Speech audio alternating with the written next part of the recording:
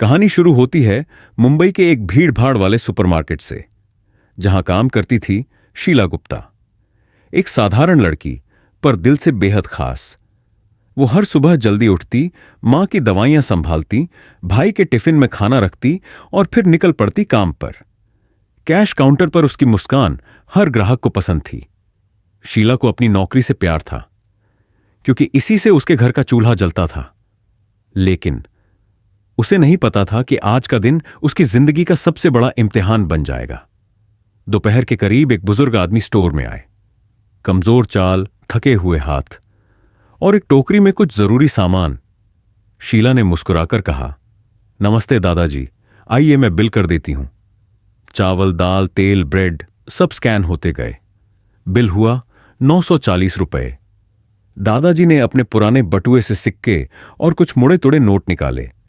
गिनने के बाद बोले, बेटा सिर्फ 160 रुपये ही हैं, शायद कुछ सामान वापस रखना पड़ेगा। उन्होंने ब्रेड और तेल हटाने की कोशिश की। शीला चुप रही, लेकिन उसकी आंखें सब कह रही थीं। उसने दादाजी की हालत देखी, फिर ऊपर कैमरा देखा और फिर सुपरवाइजर को। कुछ पल सोचा, फिर अपने पर्स से 780 रुपये निकाले और चुपचाप बिल में जोड़ दिए। आपका बिल हो गया दादाजी, सब पैक कर दिया है। दादाजी की आंखें नम हो गईं। बेटा, तूने मेरी मदद करके मेरा दिल जीत लिया। शीला मुस्कुराकर बोली, बस समझिए कि आपकी पोती ने एक छोटा सा गिफ्ट दिया है। दादाजी धीमे धीमे मुस्कुराते हुए चले गए। लेकिन जैसे ही वो निकले, सुपरवाइजर तेजी से आया। शीला, यह क्या किया तुमने? शीला थोड़ी घबरा गई। सर, मैंने अपने पैसे से दादाजी की मदद की। सुपरवाइजर चिल्लाया, यह कोई दानशाला नहीं है, यह बिजनेस है। यहां नियम चलते हैं, भावनाएं नहीं। तुम्हें इस हरकत के लिए नौकरी से निकाला जाता है अभी। शीला की आंखें भर आईं, पर वो शांत रही।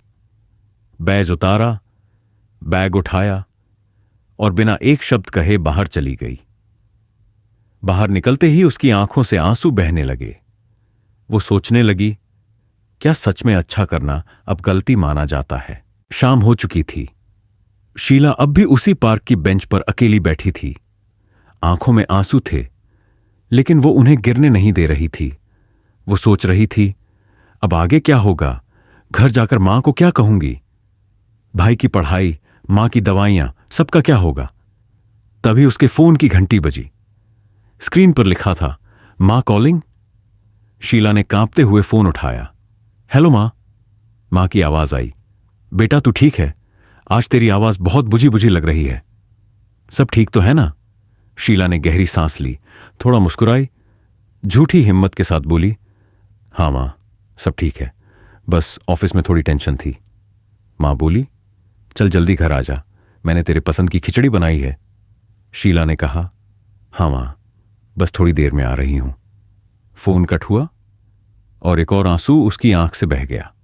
वो खुद से पूछने लगी, क्या मैंने वाकई कुछ गलत किया? तभी एक बड़ी कार उसके सामने आकर रुकी। दरवाजा खुला और उस कार से उतरे वही बुजुर्ग दादाजी, जिन्होंने सुबह उससे राशन लिया था। दादाजी ने उसे देखा और मुस्कुराए, बेटा आखिर मिल ही गई तू, मैं सुबह से तुझे ढूंढ रहा था। शीला चौंकी, दादाजी आप यहां? हां बेटा, और तू यहां इस तरह क्यों बैठी है? शीला ने सिर झुका लिया, धीरे से बोली, आज मुझे नौकरी से निकाल दिया गया। दादाजी चौंक गए, क्या? सिर्फ इसलिए कि तूने मेरी मदद की?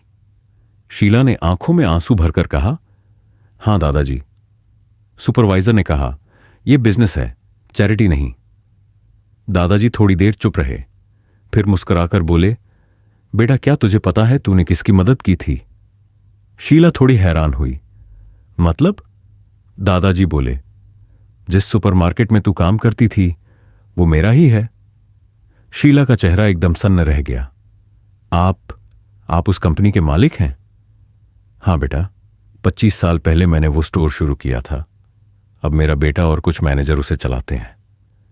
लेकिन आज तेरी इंसानियत ने मुझे फिर से वो स्टोर याद दिला दिया जो मैंने दिल से शुरू किया था।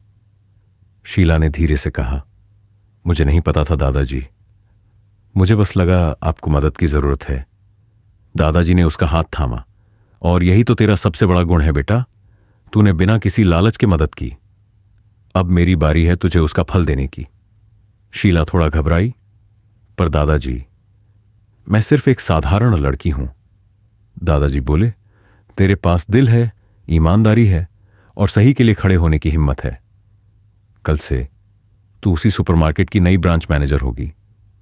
शीला ने हैरानी से देखा, मैनेजर? लेकिन मेरा तो कोई अनुभव नहीं है।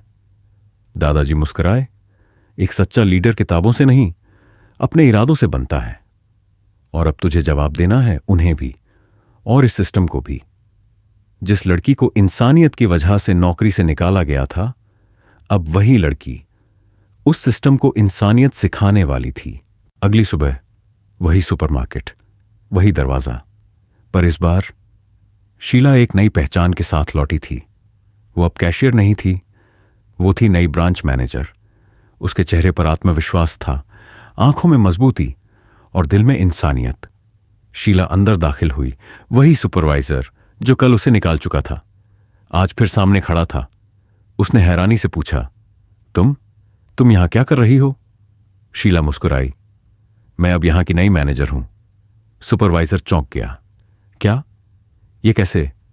तभी पीछे से वही बुजुर्ग दादाजी आ गए। धीरे से बोले, क्यों नहीं हो सकता? जिस लड़की ने बिना किसी स्वार्थ के मेरी मदद की, उसे आज मैं अपनी कंपनी की जिम्मेदारी सौंप रहा हूं। पूरा स्टाफ चुप था, कोई बोल नहीं रहा था, लेकिन सब देख रहे थे।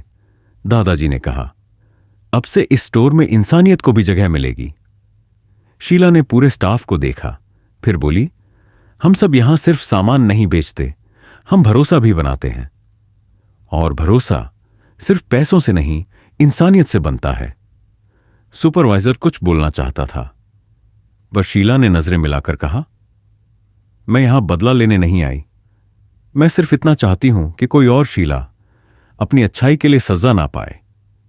दादाजी मुस्कुराए, बिल्कुल सही कहा बेटा, अब इस कंपनी को तुम्हारी जैसी सोच की जरूरत है। जिस लड़की को कल बाहर का रास्ता दिखाया गया था, वो आज उसी जगह पर सबसे ऊपर थी, क्योंकि अच्छाई को वक्त भले ही लगे, पर उसका फल जरूर मिलता है। शीला ने वो साबित कर दिखाया। अगर आप भी कभी अच्छाई के रास्ते पर अकेले चल रहे हों, तो रुको मत, क्योंकि सही वक्त आने पर वही रास्ता तुम्हारी सबसे बड़ी ताकत बन जाएगा।